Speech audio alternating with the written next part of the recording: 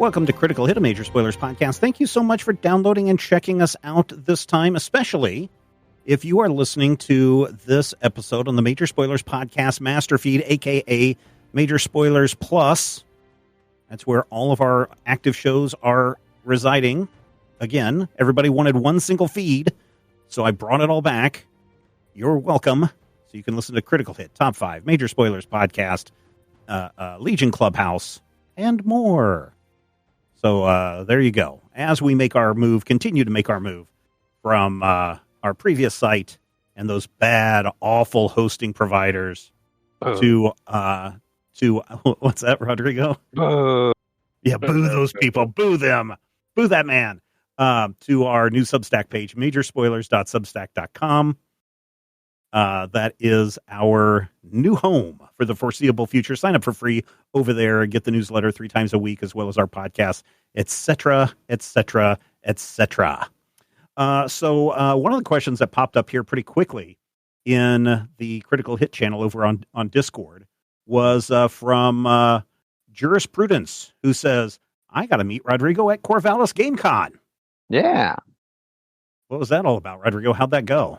It went pretty well. I was invited to C3 GameCon, which is Corvallis Community Center GameCon. I did 2 talks because it's the 2-day thing. Mostly or primarily on world building for role-playing games. It was very nice. People went, they liked it, and honestly, the best part, the best part is that they gave me some gift cards for some really good local restaurants. But the second best part is that I got to meet some Critical Hit fans who saw that I was going to be there and made the drive, or they already lived there.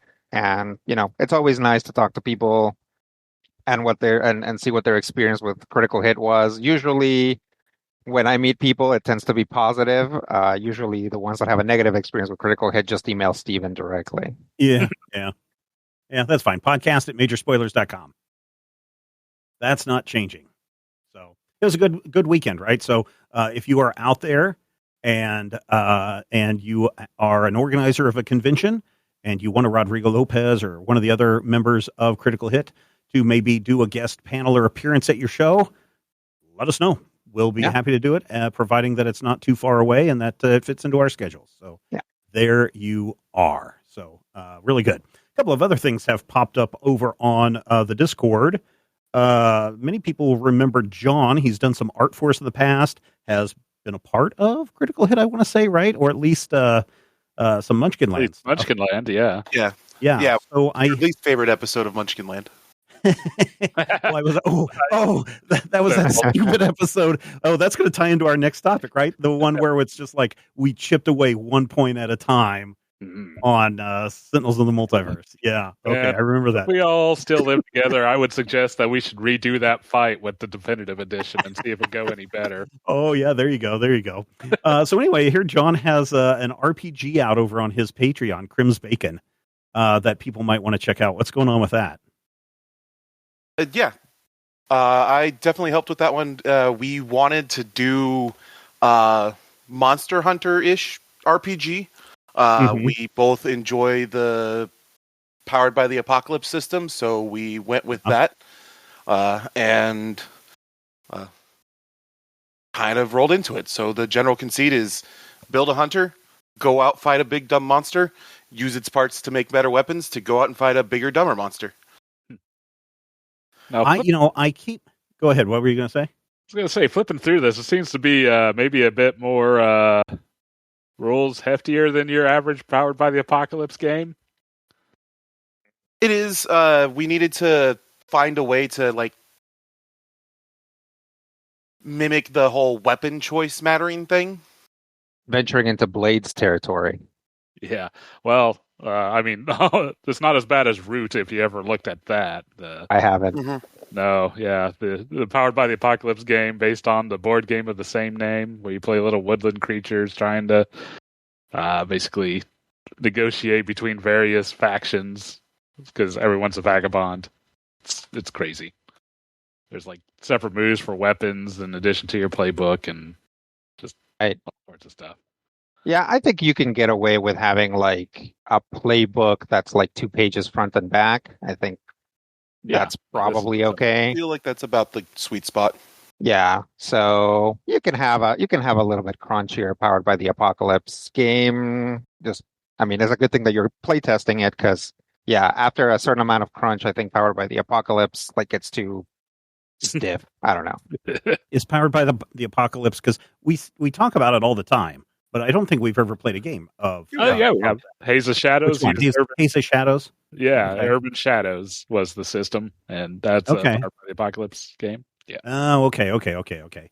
So why is this one, in your opinion, kind of crunchy? Well, besides that, Rob loves crunchy games. Yeah, I mean, just flipping through this one, just seeing like various, just a lot more stats and weapon upgrades and stuff than Yeah, so Powered by the Apocalypse games traditionally, or at least like the basic ones at the beginning, could be played by just your character sheet. Like literally anything that your character could have, except, when you like borrow a power from someone else, was on your character sheet already, right? Mm-hmm. So if you are getting more complex than that, like that's the baseline. So if you're getting any more complex than that, that kind of puts you into a crunchy Powered by the Apocalypse territory, which is still probably about an eighth as crunchy as, say, a D&D or Lancer or anything like that. Mm-hmm. Cool. So I mentioned we were going to talk Sentinels of the Multiverse. So Sentinels of the Multiverse has had some problems. I think some of our listeners are familiar with the problem where they basically got shut down. The problem was that Candelabra Games, which was doing the electronic version of Sentinels of the Multiverse, they had just finished their successful Kickstarter to do the updated version to more align with the new rules for the newer version, the 2.0 version of Sentinels of the Multiverse. And everyone's like, what's going on? Even our favorite Sentinels of the Multiverse podcast was shut down. And Candelabra Games announced, was it last week, I want to say, that they have purchased everything Sentinels of the Multiverse. So that's the card game, the RPG. There's some space game that's now officially in continuity, as well as all of the digital games. Brian, what do you think about all this? I think it votes pretty well. I mean, they sat there and talks with other people they know that actually develop tabletop, physical games, but nothing else. I mean, maybe we'll see the rest of Definitive Edition digitally. Yeah, I'm excited to see what comes of this. I hope that the remaining stuff that was supposed to be provided through the RPG Kickstarter actually gets done. So, yeah, I hope so too. I think it will be. I think they said they were going to have delivery of the game like either by the end of this year or the first of 2027. So I'm down for it. And I hope they are able to continue with the physical version to get the other editions out, the remaining stuff out too. So I'm kind of in agreement with you. I don't know how many the rest of everybody here loves Sentinels of the Universe as much as Brian and I do, but Rob, do you have any thoughts on this? I absolutely love Sentinels of the Multiverse. It is the digital version is my second highest played game on Steam. Oh, nice. Yeah, you used to drop in when we would during COVID when I would do the lunchtime streams, and you would give me suggestions on how to not be dumb while playing Sentinels of the Multiverse. We are also going to jump into some mailbag questions, not technically mailbag, although you can always send them to us at podcast@majorspoilers.com. These are coming from our Critical Hit channel over on Discord. Jarmo asks, what mecha shows or movies, if any, have you taken inspiration from when designing your characters? Alex, how about we start with you? I don't know about mecha shows specifically. I've kind of bounced off of a lot of mecha shows. I like the concept, but when I start watching them and every mech is basically the same, except for the one superhero mech that can just annihilate all the rest, I kind of get bored of it. But I have really liked... oh, shoot. Do you want Gundam or do you want Zaku? No. What happens in it? The main character can control people with his mind. Code Yes. I did really enjoy that one. What about? I don't know that it about inspired you? anything. What about you, Rob? Is Transformers considered a mecha? Sure, why not? Only the American ones. Wait, no, I guess they were all Japanese, weren't they? Like only half the Transformers are technically mecha. Well, like If there's no pilot, is it a Beast mecha? Force? Well, that's what I'm saying. Originally, like half of all Transformers were like supposed to be mechs, and they just slapped a little space sticker on them, and they're like, "Nope, this is an autonomous robot," even though this is clearly a seat. Too deep of a cut. Let's move on. Yeah, Rodrigo, what about you? Do you have any inspirations for any of the bad guys that we've seen, or are these all just, hey, this is what the book says, this is what I'm using? No. I think what you'll probably find with this group, including me, is that a lot of the inspiration doesn't come from mecha shows. And the reason for that is twofold. One, I think for all of us, mecha isn't like the biggest genre that we're into, right? So, the odd giant robot show, sure, whatever, it's cool. But it's not like our number one thing.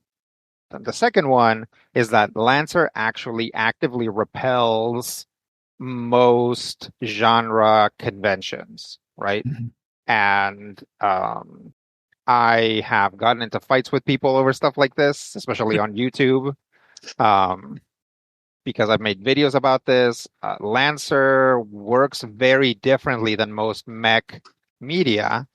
And so if you're like, I am coming in thinking about this Gundam from this Gundam show, how do I make that? And the answer is often kind of like either you don't, or you pretend that all of these other things that are happening are actually the thing that the mech, right, is like the thing that the Gundam is doing, right? Like how do I make a swarm of little zappy guys like Witch from Mercury? You don't. You just pretend that, whatever your Nexus weapons are a bunch of little zappy guys, and maybe you have some drones for the bigger stuff, and maybe you pick up a shield from something else. It's like, it's hard to make an Ava or a Gundam in Lancer because Lancer pulls you in different directions. Yeah, I kind of am the same way. I don't, I've seen a lot of the anime. For me, giant mech anime is not my go-to anime of choice. So I watch very little of that. I used to play a game back in the day, Mech Warrior 2, 31st Century Combat, and I was horrible at it. So perhaps that poor quality turnout is my one of the reasons I'm shy to play this game. Although for the character, I would say a lot of that was influenced by Cassian Andor from Star Wars. Yeah. That's where mine is at. What about you, Brian? I mean, if anything, I feel like my guy is like a Starfleet guy. Yeah. Oh, yeah, I can see that. Yeah. Like a Starfleet guy coming to a Star Wars world and trying to make it better. Yeah, it's actually pretty interesting who everybody has pitched, because everybody is really on brand. Once again, Steven pitched the main character. Well, yeah. Brian pitched a scientist who's dealing with space-time issues. Rob pitched a swarm, which I know you're like, well, Rob doesn't usually play a swarm, but the reason for that is because we haven't let him. And I think he's played at least one, actually, but he's playing a swarm now. Honestly, and Matthew's playing Leroy Jenkins. Honestly, the most outside is Alex, because his character can't move 47 squares per turn. That's usually what I would. I'm headed exactly that direction. I know. You're right. You're not there yet, but no. Actually, now that I think of it, everybody is so on brand for the mechs that they're playing. Nobody's playing against type, which is fine, because usually you don't get it to express that with giant robots. Mm-hmm. Yeah. Who says this? This is Faros Ree, I believe is how you say their name. What do you like best about the other player characters so far? How about we start with you, Rodrigo, since you're the GM? Who's your favorite? Tell us. Who's your favorite player? Well, normally, my favorite's Brian. I think I've gone on record several times saying that usually, definitely Brian's characters are the ones that I like because Brian is very nice about filling out gaps and also leaving stuff open in his backstory. That's like gives me a lot of stuff to work with. So from that standpoint, it's definitely bandwidth. But I like stuff about all of the characters. I like that I feel like there are like slowly blossoming relationships here, and that's something I'm interested in. I want to get it to a point where everybody's like more talking to each other than going back and talking to me, like during downtime and stuff like that. I was thinking about that myself the other day. I was like, well, we don't have. I mean, we're all good role players, and we've known each other for years, so we know we don't have a problem interacting with one another. But I did notice. I think it was this most recent episode where Chameleon had his brain implant put in, and how there hasn't been that much interaction. We had confrontation where both Chameleon and Tucson confronted Impact on his attack actions.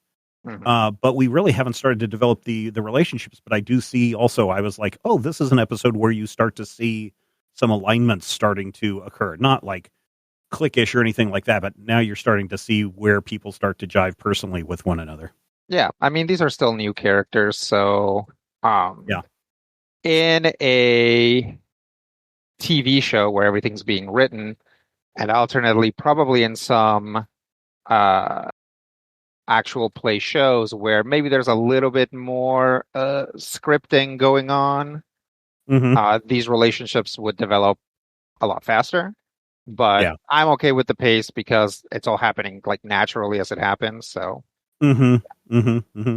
Alex, what are your thoughts about the player characters so far? What do you like best about the other player characters so far?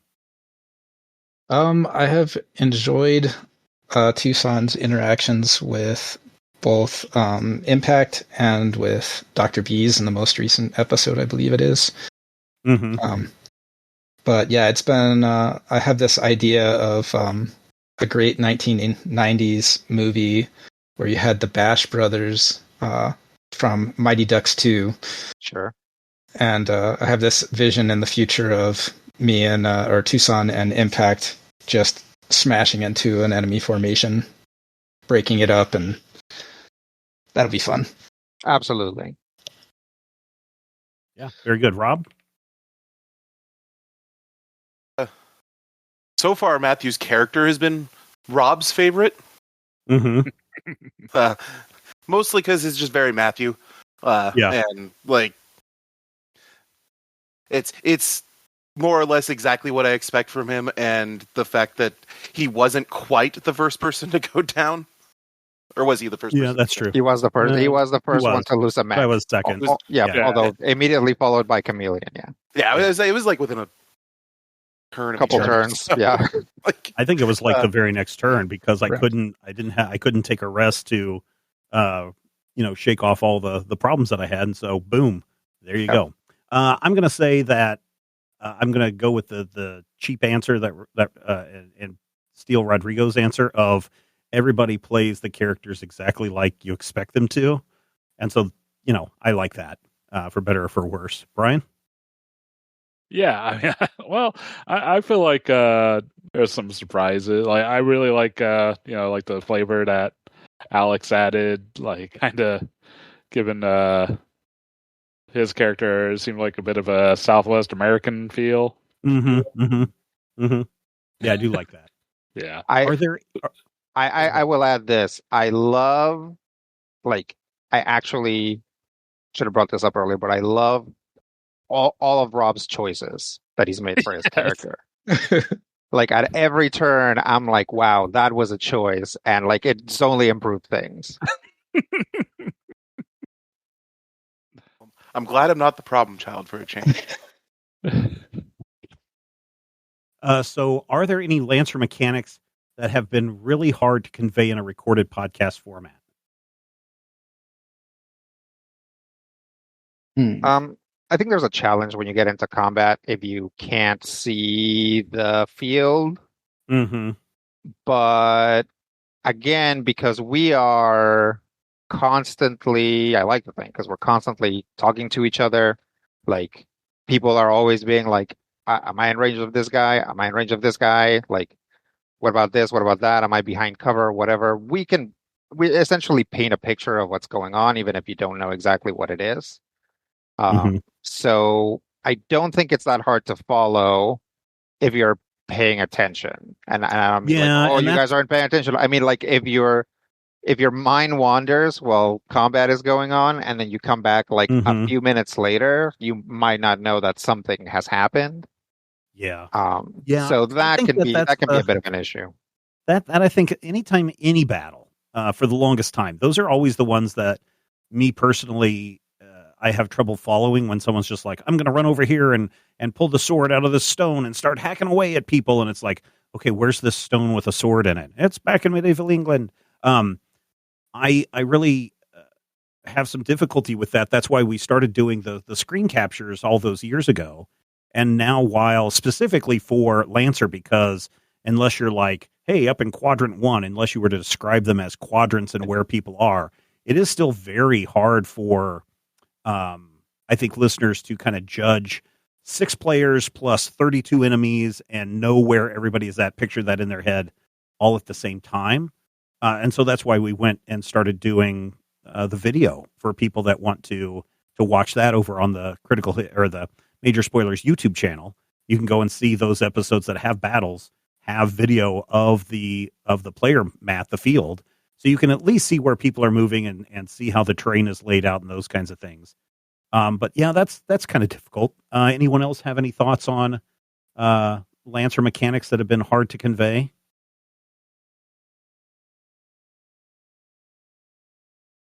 Don't all speak at once. Don't all speak at once. I mean, they could see it. Yeah. That's true. Alex, here's one that I know that you have at least part of the answer to. If everyone's mechs combined, what form would it take, and what is the name? Oh, well, if the enemy is clever, we're smaller but whatever, we put it together and all form the head. Maybe you get that song. That's immediately what I thought of when I heard that question. Totally put together one way. There's this great song by, I guess it's MC Frontalot. I don't know. That's where I found it on YouTube. But yes, that's immediately what I thought of. And I don't know. Based on our early characters, we're basically one step away from being the Constructicons. True. Yeah. So definitely an episode or our first mission that would be what we would have to have turned into. Yeah. What's the name? It takes me forever to make names. So who's got a good name? Definitely when you guys get your new mechs, there are going to be some size differences. So most likely you'd want Dr. Beast or Impact to be the head, since they're going to be in smaller mechs. And then of course you could be a smaller mech. You can just call him B-head. Form B-head. Or if they're really tiny, just BBs. Rob, do you have any thoughts on what form they would take? I mean, I'm 100% behind Rodrigo now since I'm the head. There you go. I would probably what form we would take. We are the ones that will end the universe, I'm sure. There's a question. I don't know if it is in relation to something else that was asked. I know it has nothing to do with Lancer, but people could just ask questions. Sure. What do you think of Draw Steel? I have the books, but haven't deep dived into it.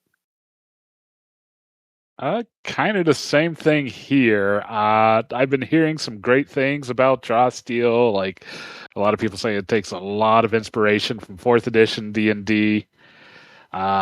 Basically, what it is, it's the Matt Colville's RPG that basically when the OGL kerfuffle happened last year, there was quite a few different games that came out, and people decided that they're going to make their own D&D to avoid that situation. And, so there's Draw Steel and Shadow Hearts or whatever it is from the Critical Role and the like. The DC 20 RPG is still in development, so just a bunch of those happening. So yeah, Draw Steel is definitely one that's very focused on like tactical combat. A Dagger Heart. Dagger Heart, yeah, that's the one from Critical Role. I haven't really looked at Dagger Heart at all. I've only looked at Draw Steel a little bit. But like they apparently really incentivize you to push enemies around because you do extra damage when you slam them against a wall. So that's neat. Oh, I see. Yeah, pretty interesting.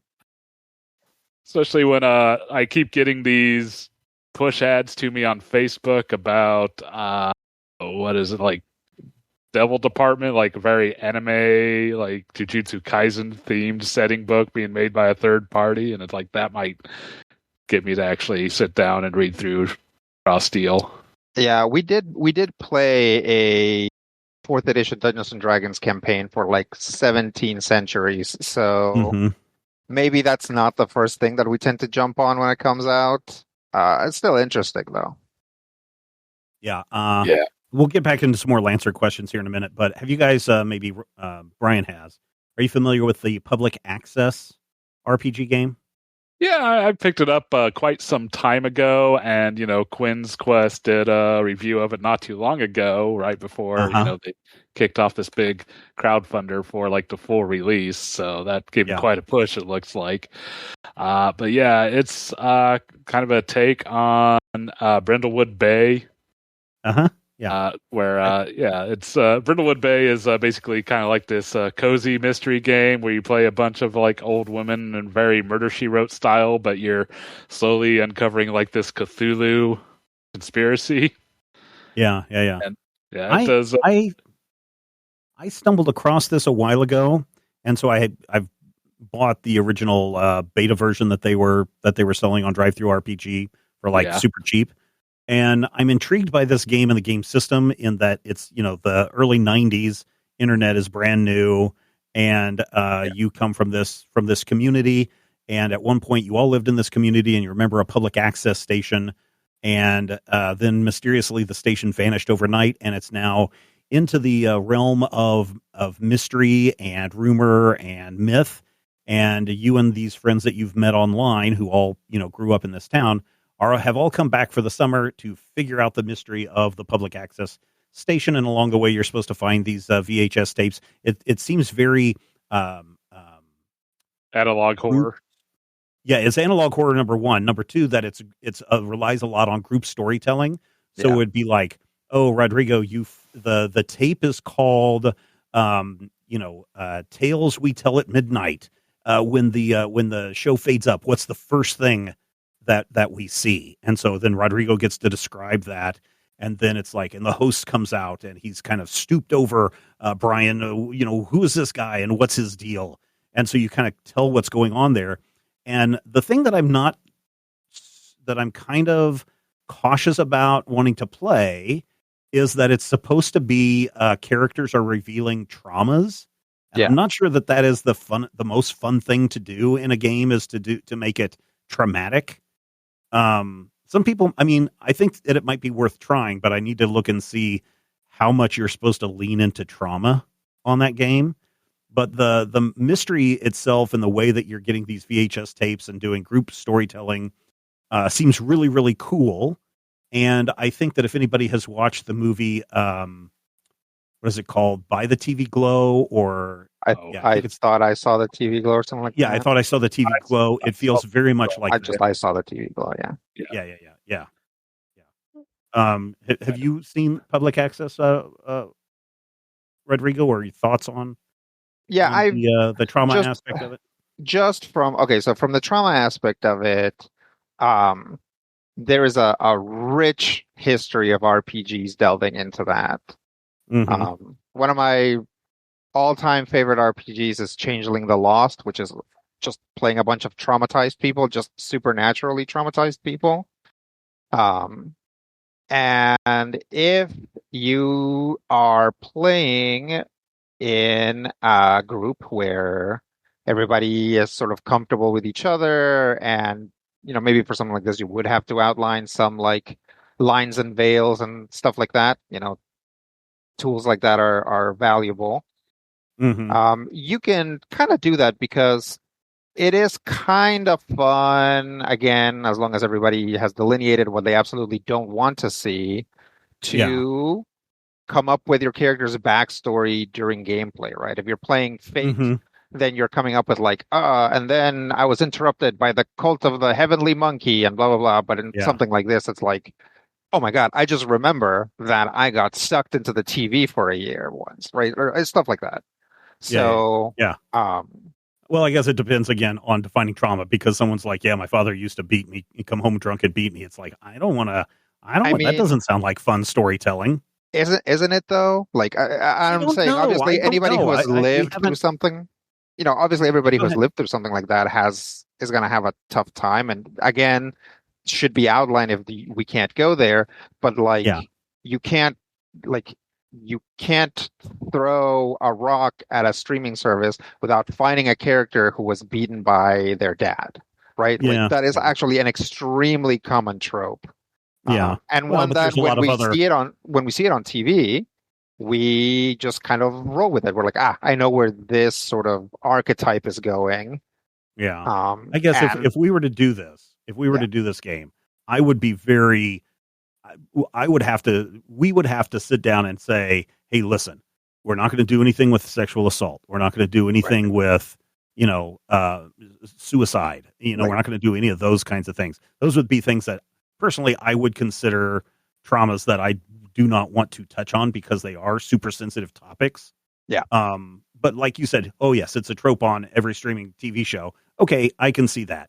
But yeah, there's things that I definitely wouldn't want to get into in that game. And of course, you do get to set those rules. Yeah. But I don't know. Anybody else familiar with public access? Right, well, we may see how that plays out in the future. That'd be interesting. Yeah, there's also the weird thing that you there is no answer to the mystery, the players kind of although come up with their own theories. Although they did say that was kind of the big hang up with the beta, is that when you get to this one place that everyone's kind of like, so what does the ending mean? Apparently in the Kickstarter edition there is a more definitive answer as to what's supposed to happen. So yeah, it can be tough. I've been reading a game called Eureka, Eureka Investigative Fantasy, and I'm not all the way through it. I still haven't gotten to the supernatural stuff, which is in the back. But that game, so something I believe like public access, where you sort of collectively come up with the answer to the mysteries, is the opposite of what Eureka is doing. Eureka is there's an answer to the mystery. You're going to put everything out there.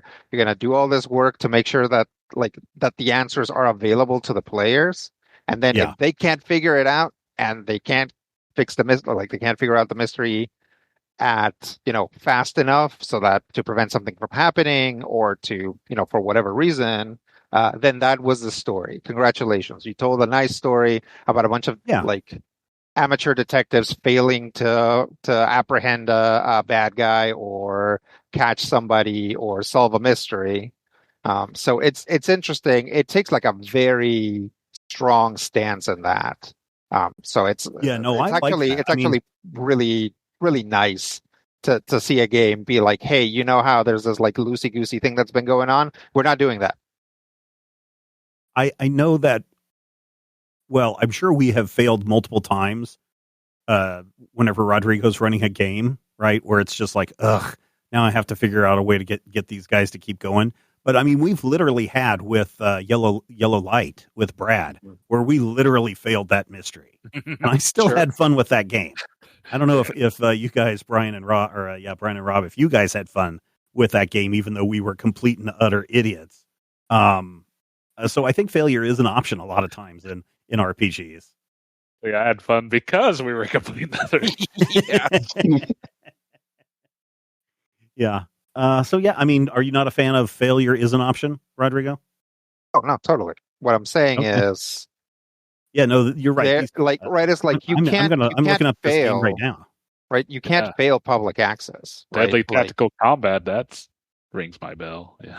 Sure. Oh, Brian. So what I'm saying is that, like,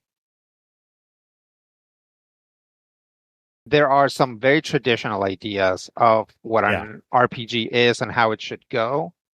Mm-hmm. And for a long time, there have been indie RPGs that are like, we're not doing that. We're doing something else. And again, Eureka is specifically doing something that contradicts a lot of old school ideas, but also contradicts a lot of like modern ideas of what an RPG should be. So it's nice for it to just kind of carve its own path, like somewhere in the middle. Yeah. It sounds like fun. Sounds like something to check out. Too many games, not enough time. Oh yeah. Every day, passes. I'm getting older and older. More gray hairs, more games. Not gonna be able to do anything about the gray hairs. Definitely can't do anything about all the games. Let's see. Back into the mailbag. Let's get back on track because I know Rob's over there going, please just ask me another Lancer question. Okay, here's one for Rob. Obviously, Lancer is the current system being played, but how do you rank it among the system Critical Hit has played so far, as well as other non-Critical Hit systems played by the team? Says Matt Speaks Words. They, them. I think Lancer's, if not my favorite, it is in my top two. Oh, yeah? Ooh. Tactical combat is my bread and butter. Like, yeah, it's just what I really like in RPGs, or what it's what grabs the brain mind and gives me the happy chemicals. So like, Burr. Yeah, Lancer is the most tactical we've done, right? Like, I think it is Lancer, the most tactical. 4th edition, and then fourth edition. It's up there with 4th edition. Like we probably have rose-colored glasses for 4th edition because we haven't played it in a long time, but it is very crunchy and tactical. It is. Well, we have yet to do a system where facing matters. True. That is accurate. Anybody else want to weigh in on Lancer? I mean, I haven't. Go ahead, Alex. I was going to say I haven't actually been on Critical Hit and since back in 4th edition. But as far as we're not holding that against you. Yeah, as far as systems that you guys have played, this is still probably my favorite. And the reason I like it so much is that the way the mechanics work together, it makes moving around the battlefield important. And I have played too many games, D&D or otherwise, where it just basically ends up to one of those little kid soccer scrums where you've just got 16 little kids in a circle kicking each other's shins. And that's basically D&D combat a lot of the times, if they're melee characters. Whereas I've never had that happen in Lancer even once. So we played Lancer both on Critical Hit and as groups, different things. Rodrigo was running a game on Sundays or Saturdays, I forget which one. But so we've all had a chance to play Lancer multiple times over the years. And I'm still kind of right now on the fence on where Lancer sits for me. And I don't think it's necessarily a mechanics issue for me. It's, I mean, first of all, I would say that if it wasn't for CompCon, I think I would like this game a lot less. Because CompCon just kind of does a lot of that management for you. Now, it's not perfect. It's not an automated system where you push this and everything else triggers. But at least it's there to kind of keep you in mind going, oh, I already triggered this thing, or I did this, or now might be a good time to use my, my knife or whatever, throw a grenade. So for me, I think I need to go up a couple of levels to see how the mechs expand and grow. Yeah. and how that works, because we spent some time early on talking with Rodrigo pregame about what kind of mech we wanted to develop. And now I'm curious to see, well, what happens when we get there? How is the power creep? That kind of stuff. And so, yeah, I can't really give this any kind of ranking. Am I enjoying the game? Yeah. And I think for many people, just the fact that they get to enjoy the game is one of the most important factors. I mean, I've played some other mechanically you got to pay attention games like Arkham, which one? Arkham Horror, Arkham Asylum, any of those games where you've got so many little parts moving around that sometimes it's hard to keep up with what's going on. And some of those games are not as fun. And again, if it wasn't for CompCon, I would like this system a lot less. Brian, I think you're the only one that hasn't responded, right? I'd say it's very up there. Man, we played a lot of games, though. I mean, it might just be Lancer or Monster Wrangler. Well, Ooh. I had to run Monster Wrangler, so that's definitely lower on the list for me. So yeah, I might have to put Lancer on top. I mean, I'd probably be happy if we were playing Beacon, but that's just because I like fantasy over giant robots. But that's just me. But and Beacon has great supplements, I hear. So yes, that's true. Oh, you know what's another game that's incredibly? It's a great tactics game, but is incredibly. You got to pay attention every time you move something. Is Street Master? Yeah.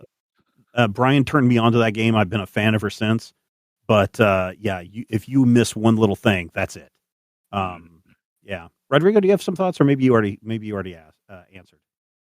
I mean, I've been pushing to run Lancer for a while. Not that anybody was preventing me. There's just stuff that was happening in the games. I was preparing the game or whatever. I've been wanting to run Lancer for a long time.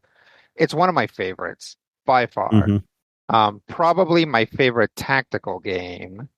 But I still have some big faves and like things that aren't tactical. I mean, this was tactical. I actually really enjoyed. I really came around on Monster Wrangler. I would not be opposed to maybe running a slightly longer Monster Wrangler game at some point. But I definitely think that after running Lancer, whatever I run next is probably going to be a little bit less crunchy. Fate. I get that. Yeah. Fate is one of my favorite games, but that is a little bit like saying that like cake is one of my favorite cakes, like because right is like Fate is just so malleable.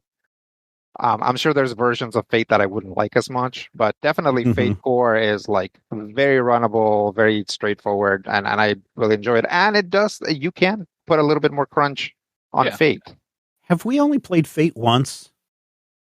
No, we played Modern City, and then we played the cake, and we played the baby. Oh, the cake. Yeah. What was the baby? Wait, did we play the baby, or did I think we played the baby? No, I just detailed what the baby was. Yeah. But we played the cake, and we played Modern City. Yeah, which was my favorite. That's going to go down as my favorite game that we've ever played. Possibly just because Steven enjoyed that game so much, maybe Fate is his favorite. I don't. Well, you're the one that put like a restriction on it. Maybe restriction you on can, Fate.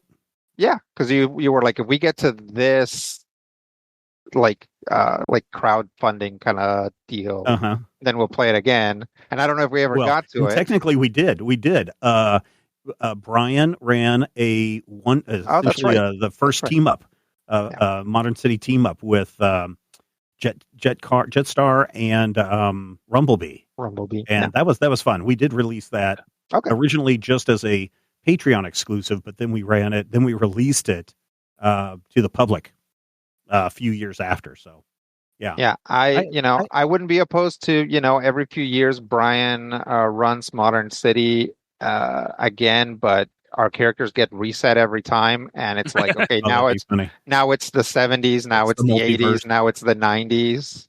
Yeah, we have to do it, but it's 1945.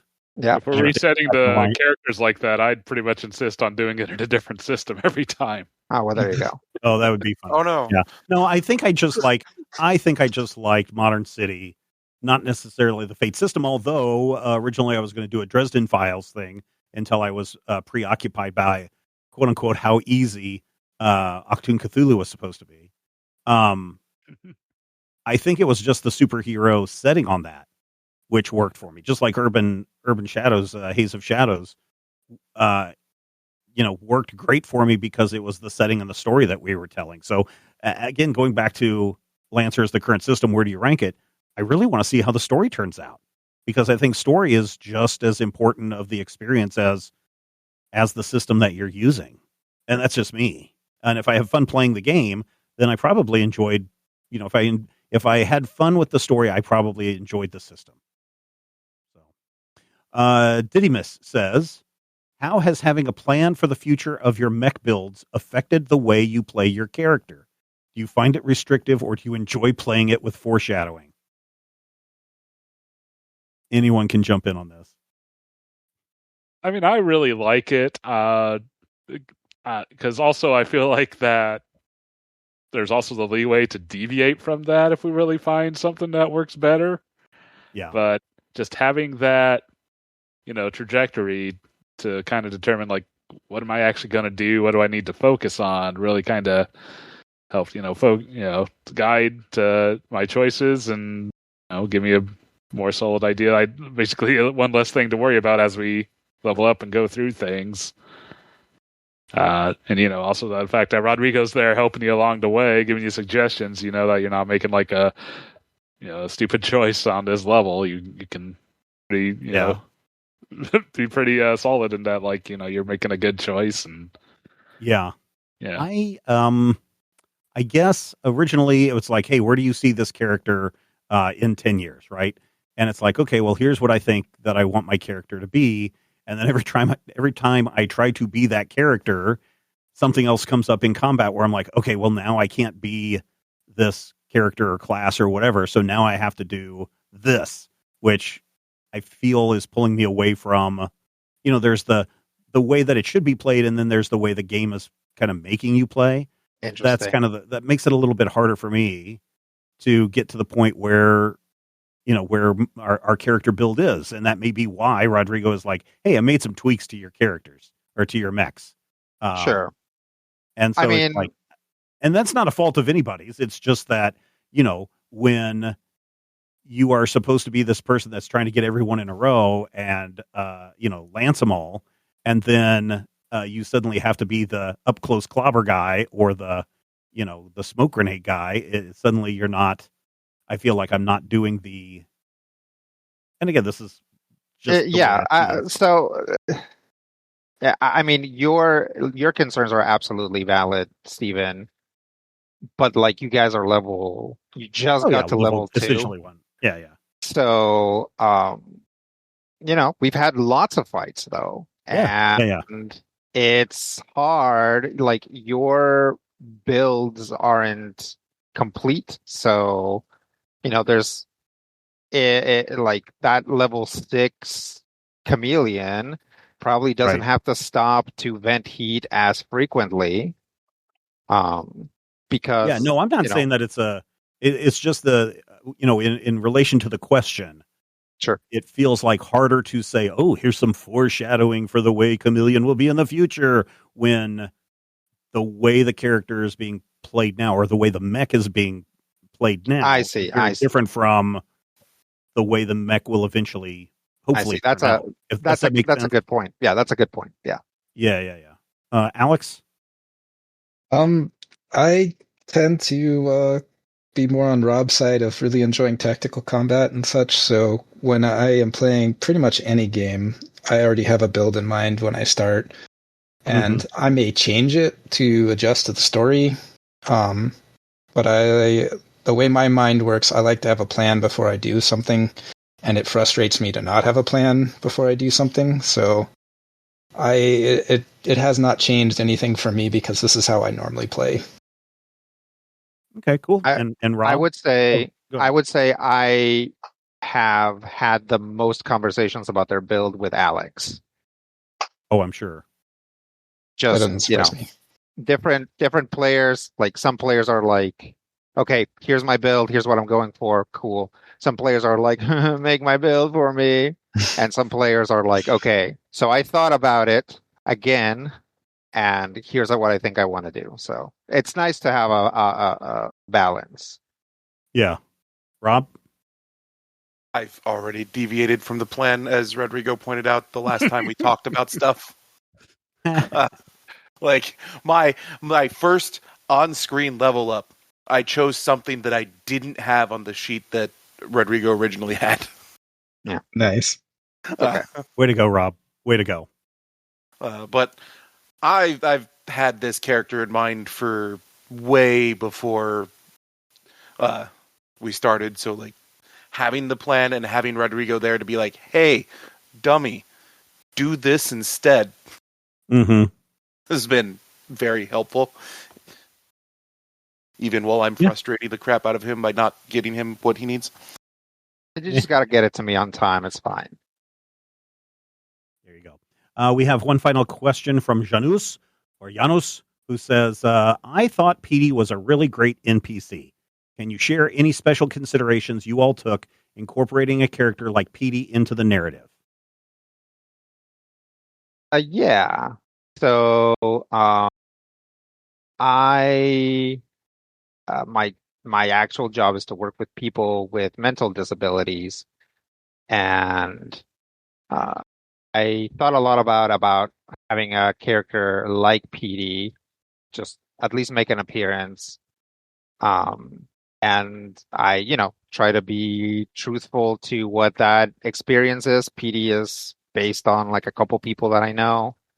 And yeah, if you know somebody like PD and it seemed like PD's portrayal was like kind of spot on, it's because, yeah, I've been doing, I've been caring for people with mental disabilities for a really long time now. And it kind of comes a little bit easier. I would not have done it if I didn't have that experience. Just like I wouldn't try to like have a character speak Chinese because I don't know or understand Chinese, right? But having worked on that for a while, I was like the main reason. And the other main reason why I really wanted to do it is because it says something that there's a character like this in this super futuristic setting, right? And you can try to figure out what I meant by it, but it probably says something to you as well. Mm-hmm. Chameleon only got to meet PD once, but what Chameleon is good at is he, there's a lot of children inside of Jaguar House that have been orphaned, etc. And so, taking care of the children is kind of a big thing for the community. The one part that I was hoping to get to play out, but was not able to play out, is when I went wandering and laying out the streets, and I was like, oh yeah, I stop at this place and pick up a little few odds and end things. One of them was like a fidget spinner kind of thing to give to Petey, but I never got to see him again. I mean, thanks to Dr. B's, Petey survived. So yeah, he did. You might run into him again. Hopefully. I hope I still have that fidget spinner. So, all right. Anything else? Anybody else want to weigh in on PD? I will say, if you want some positive things to light up your day, on Instagram, I believe it is My Brother Max. Is the channel, but it's about My Brother Maxie is what it is. Maxie. And, he's an adult person who has autism, but he's a super awesome person. And I look forward to seeing when they post a new video together, because Max is just a great part of uplifting my day. Let me just say that. But does anybody else have any PD thoughts or reactions? Yeah, I was kind of disappointed I didn't get more chances to interact with PD, but part of my job, I'm a high school teacher, but during training, I actually worked with a bunch of special needs kids, and it was some of the best experiences I've ever had in training anything. It was really great time. They were great people in general. Oh, if you guys like doing that, last year one of my students did a documentary on Bethesda Place. I don't know if you guys watched that. I think I sent it to you, Rodrigo. Yeah. There's somebody who is doing a documentary on this thing that this local church does that's called Night to Shine. Ooh, not a dry eye in the house when you're done watching it. I promise you that. So it's a Night to Shine is an event where the people with the special needs get to basically have their own prom, and it's really cool. I've been to a couple dances. They are events. Yeah, I'm sure in more than one way. Yeah.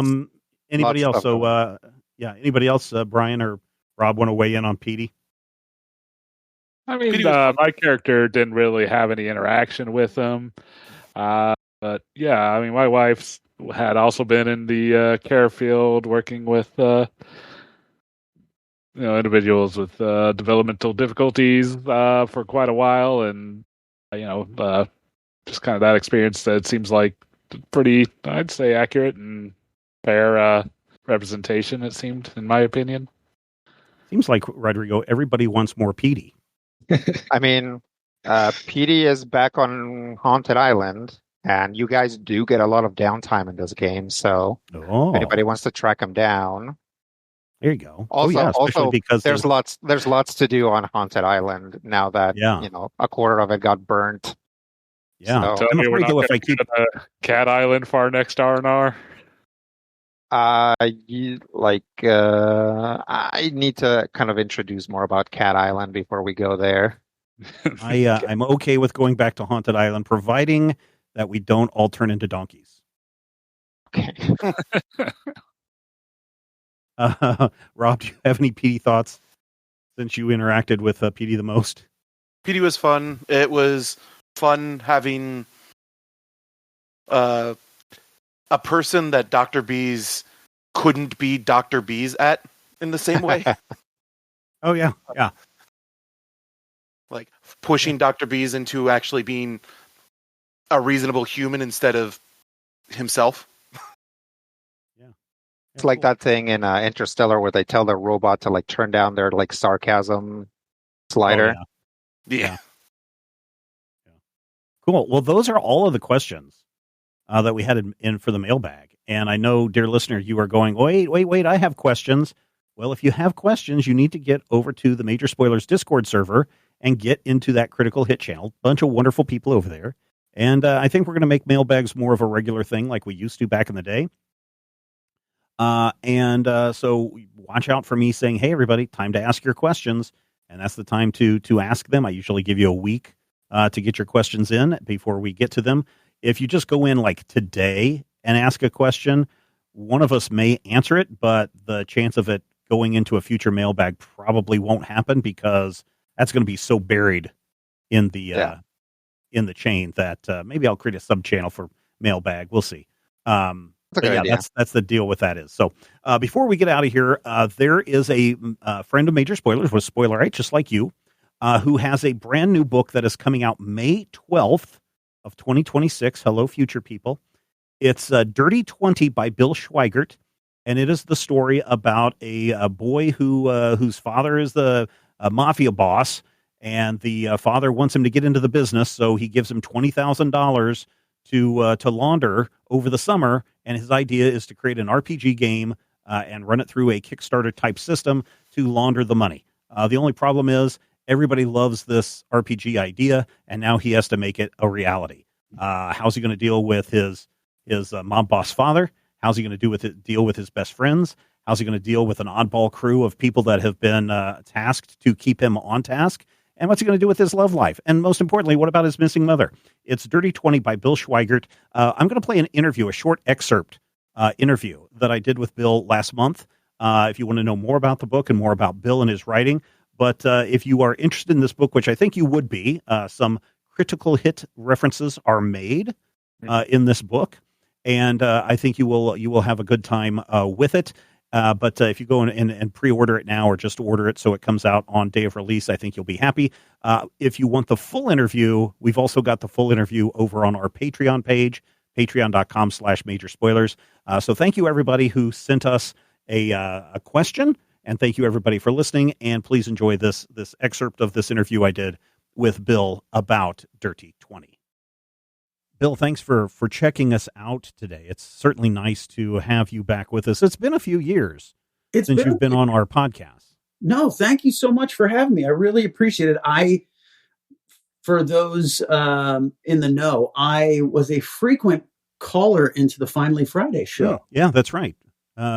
Wish we could bring that back, but I wish we could bring that back too. It was a great way to sort of end my week. I'd drive home from work and give you guys a call and chop it up. Yeah, that's been such a long time because so much has happened since then. I think when we were doing that, you had your final, what was it? The Beast of Barcroft had just come out or something like that. Yeah, it was around that time. It was around the time of the Fatal Folklore trilogy. Yeah. In fact, was it The Devil's Colony? I think was the one that had just come out. The Devil's Colony. Yeah. Yeah. And then you've been doing a lot of other writing for really, I don't want to give too much away and stuff, but like The Guilty One was another recent one that I really enjoyed. And now you have Dirty 20 coming out. I guess one of the things that I see as a theme in a lot of your books is kind of the person who is kind of found trapped by themselves in a situation that they have to get out of. And again, we've seen that in, the supernatural stuff with the Devil's Colony and those books. And then again, a little bit with The Guilty One, where you have an agent who is trying to solve a serial killer crime and also being accused of being the serial killer at the same time. And then in Dirty 20, you've got the mob involved in role-playing games. It's super funny. I like, I'm a big character guy. Like, obviously I like plot as well, but I really like to have relatable main characters, and there's nothing more relatable than getting in over your head. And I do sort of, my main characters are often sort of every man, every woman who just really get involved in circumstances that really push them to their limits. And that's fun. And I do think that is, this is, Dirty 20 is definitely probably the best example of that. This kid is absolutely in over his head. Oh, most definitely. Honestly, when you reached out several months ago to say, hey, could you write this blurb for the book? And I was thinking, this is the follow-up to The Guilty One. And then it turns out that it's a story about a kid whose mob parents or mob father is trying to get him to be part of the family. And so he wants him to launder all this money. And what better way to launder money than through something that is similar to Kickstarter and a made-up RPG game. And on the one hand, a lot of people may be nodding their head and going, yes, I knew it. That's laundering money is what that program's all about. But then on the other hand, it's getting into an area and territory, not the laundering money part, but you have typically not gone into the pop culture-y RPG side of it. So what brought that part into this game? So this is kind of a interesting, fun story. So my particular brand of fandom has always been comic books. And I started listening to Major Spoilers probably around 2010. And that has always been my flavor. And during the pandemic, my agent sort of set up a virtual coffee date with one of the editors at Disney because they were looking to do some Marvel stuff. In particular, they were looking to do the Marvel crime line.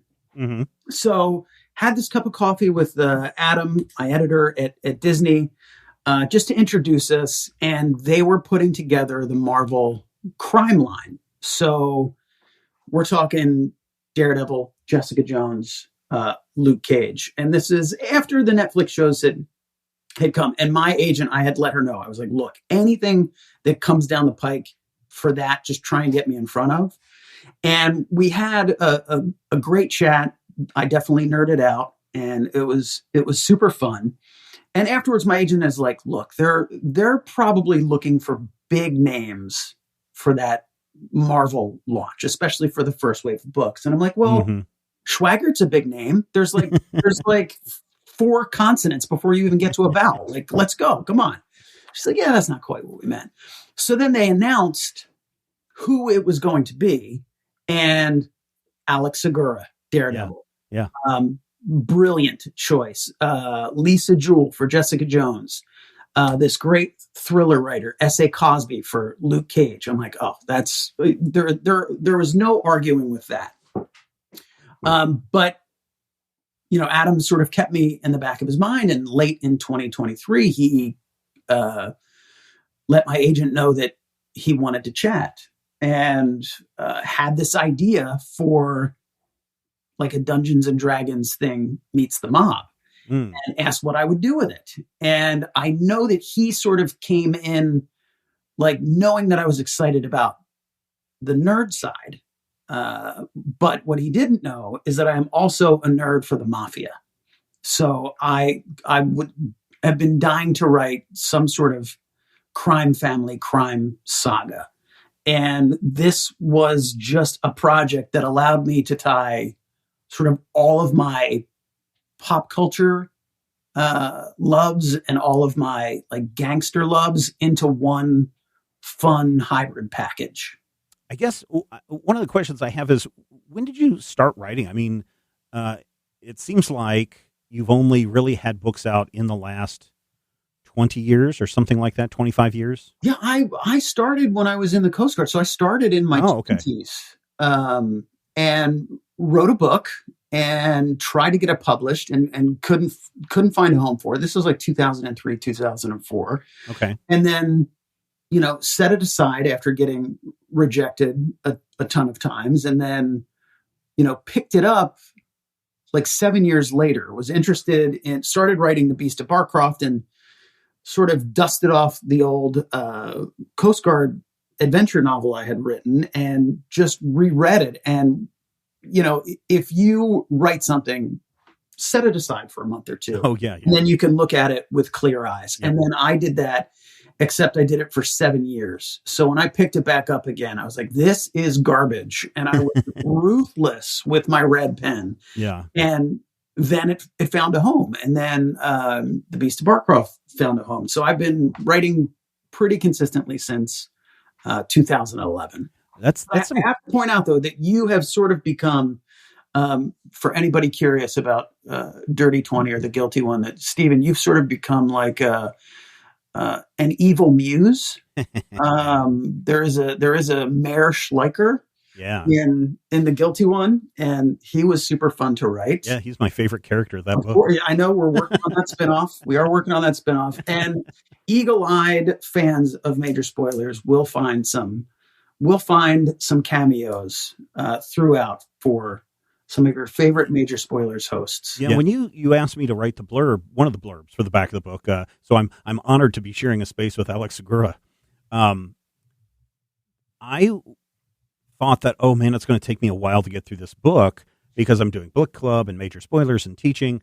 And I sat down, I think on a Thursday, I said, oh man, Bill, I don't think I'm going to be able to get this to you in time. Can I get it to you like on Monday or Tuesday or something? And I sat down and I couldn't put the book down, to be honest. Once I started getting into it, once I got into the flow, I read this in like 2 days. That's what I like to hear. So that's why I was able to fire that off before the deadline. And it's really a good book. It reads very well. When you said that you were doing something for Disney, I was like, oh, this is definitely aimed at probably a younger audience. Like some of the books in this vein that they aim for the middle grade readers. But this is more of an adult book. So for people that are thinking that, oh, this is for middle grade kids or high schoolers, maybe high schoolers, but it's very much some adult themes in here. Oh, absolutely. It is a pure crime book with some. So I never want to misrepresent it. So I don't want to say that it's lit RPG or it's for younglings. It is most definitely a crime book that has a D&D like game as sort of the context and the driving force behind the game. And it is basically, as you said, this mobster's son. He's 19 years old. He just finished his first year in college. And his father, Big Al Fugue, comes to him and says, "Hey, it's time to get serious. You need to learn the family business," and gives him $20,000 in cash, aka Dirty 20, and says, "I want you to launder this." So Tommy decides to create a fake game and put it up on FunFunder, my fake version of Kickstarter. And he was just going to, launder the $20,000 through FunFunder, just nice and quietly, except there was one problem. The game goes viral. And now all of a sudden, his dad, Big Al, smells money. Yeah. But he can't deliver this book alone. So his father says, "Okay, I'm going to help you round out your adventuring team. And you can use my pimp. You can use one of my soldiers who has OCD.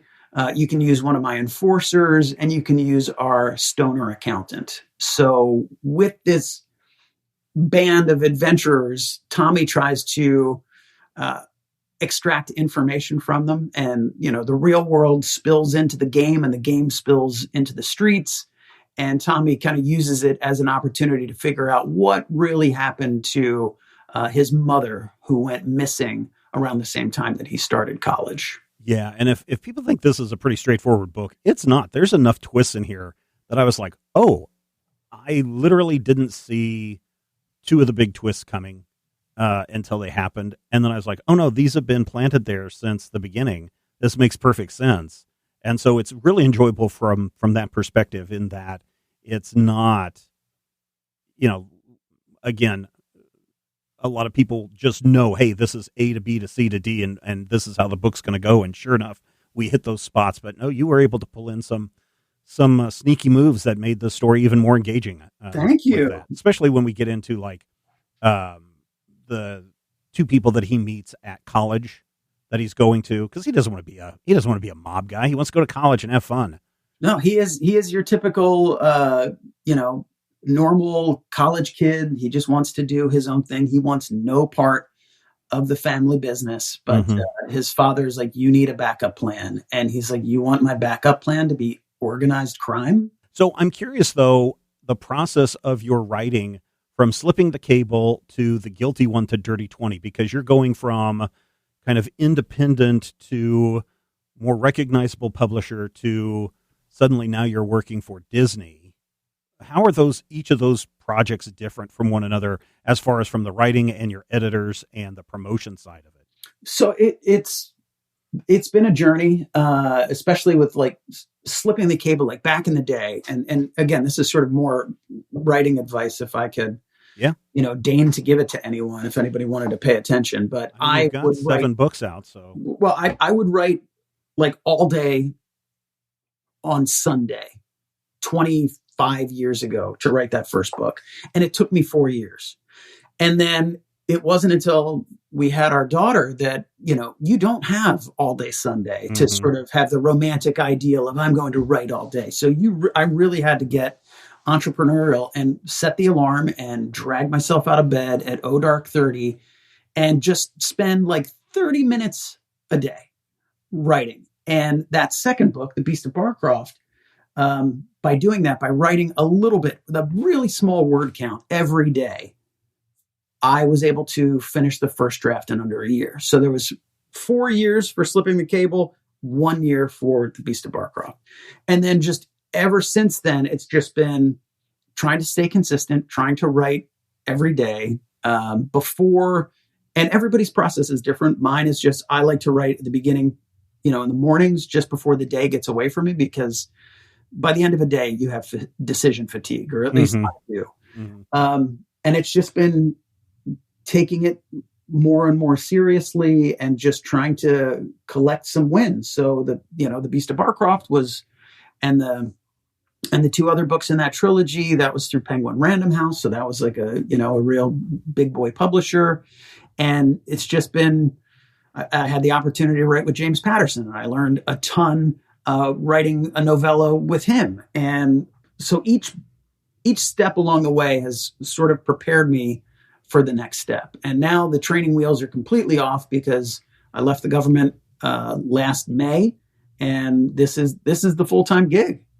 Okay, so you get your book, you think you've got it ready. you need to find a publisher, or do you need to find an agent first? So I will go through that cycle a few times until I've really sanded down the edges and I think it's ready to go. And then I will send it to my agent, Barbara, and she will try to shop it around. I literally sent her a manuscript yesterday, and she will take it around. This Dirty 20 was interesting in that, Disney came to me and we had a cup of coffee, because we had that cup of coffee years ago. So it really does matter the relationships that you make. And sometimes things that you don't get the first time can pay dividends later. Just like I didn't have that book that went in 2018, but that editor remembered the story, liked me, and she went to go work for James Patterson. And the next thing you know, when my agent is having lunch with her, I remember Bill. I really like that story. Let me put him in front of Jim. So that is, if anybody in any sort of creative field, you do have to sadly get comfortable with rejection. There will be a lot of it. You just have to sort of shake it off. So how did you go about finding your agent? You just cold call people? Hi, my name's Bill. I got a book. They would hate that. I would not recommend that at all. No, it was around 2012, and at the time she had written an article for Writer's Digest and these different writers forums, and she just had a really funny sense of humor. And I wrote her a personalized query letter for The Beast of Barcroft, and it's you write a lot of form letters, you write a lot of query letters, but there was just something about that article that just was fun and spoke to me. So I wrote a personalized letter that, was a little cheeky, but nothing too bad. It was like, she said something about how she has a shoe habit. I'm like, well, let's sell books together so we can get you some new shoes, or something that showed that I was paying attention to her. Yeah. And so she plucked my query letter and that manuscript out of the slush pile, which is pure luck. That is how we found each other. The slush pile is usually pretty enormous for agents and editors, but I was pretty lucky that I got plucked from it. How many rejections did you get before you got an acceptance? Oh God. For that first book, Slipping the Cable, the Coast Guard book back in 2003 or 2004, it was something around the realm of 100. But that was my fault because it sucked at the time before I revised it. But also I was just throwing spaghetti against the wall. Like wherever I sent it to people who didn't even really, print in that genre. So I was wasting a lot of time, but you're just so desperate and you think, well, I've written this wonderful book. You really should do your homework and be more like a sniper in that regard, rather than just like machine gun fire. Yeah. So this agent that you have now, she's been with you the entire time? She's been with me the entire time. What are the genres right now that are super hot that people should be writing in, or are not, or about to take off that people should be writing in? Do you have an insight on that? Funny that, like, whenever, if I were to even say a genre, by the time somebody wrote something and tried to bring it to market, it's already on to the next thing. Yeah, so that's why you have to figure out what's coming up. What's the quiet one that nobody knows about? Maybe it's Mafia RPG genre. I hope so. That would be great, because then I'm on the crest, man. We're going to say that. We're going to manifest that together, Stephen. Yeah, I'm hoping this is a big seller for Mafia RPG. It's a thing, and boy, have I got a great offer for you to get in on the ground floor. But no, like a few years ago, it was, and it's still huge, and I think it's, carrying a lot of bookstores right now, was Romantasy. Yeah. So that was enormous. It's still enormous, and I think with the Dungeon Crawler Carl stuff, Lit RPG is huge right now. Very much so. I would not say that Dirty 20 is Lit RPG. I would not want to misrepresent it, but it is tangential or adjacent. So I think people who like lit RPG but want a little crime, want a little chocolate in their peanut butter, would dig Dirty 20. Mm-hmm. I think so too. I think that, I mean, there are many circles on the Venn diagram that I think this overlaps. I think RPG people will get a kick out of this. I think people that have gone through trying to get their own game funded through various online fundraisers will probably get a kick out of it.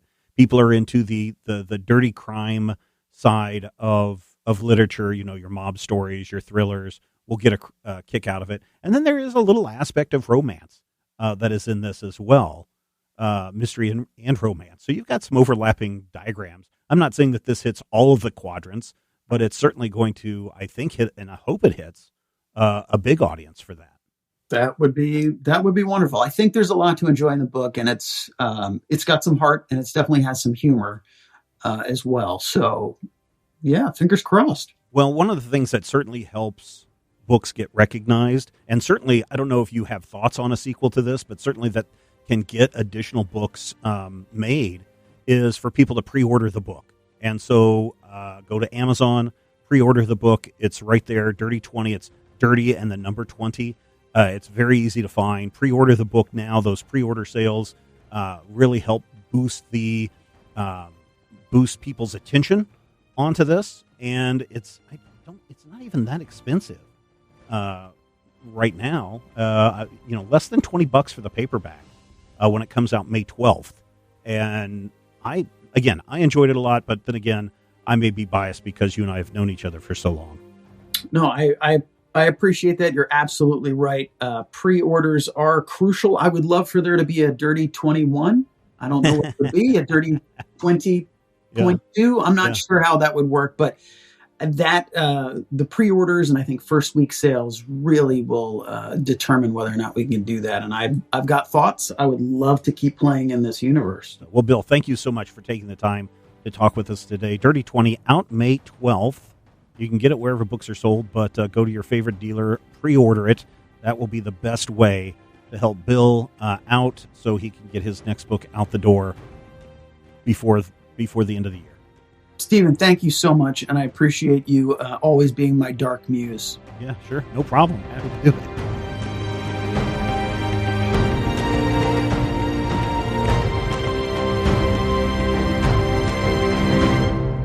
This podcast is copyright 2026 by Major Spoilers Entertainment, LLC.